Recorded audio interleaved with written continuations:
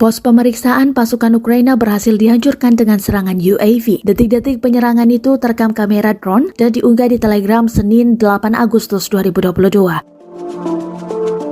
Awalnya, pos komando masih dalam kondisi steril dan tak terlihat gerakan para prajurit Ukraina. UAV bergerak untuk mendeteksi titik target dengan tepat sasaran. Lalu datang kendaraan militer prajurit Ukraina, awak drone pasukan Rusia mendeteksi dengan cepat, lalu meluncurkan peluru UAV dengan cepat. Pejuang Rusia dengan bantuan drone menghancurkan beberapa target dalam satu serangan.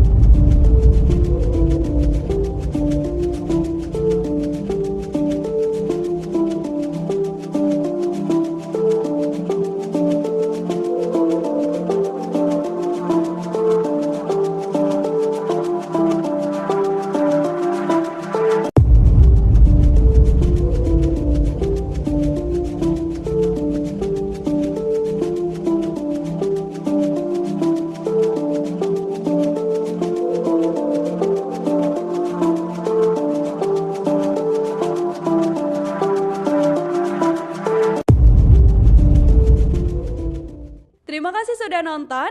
Jangan lupa like, subscribe, dan share ya.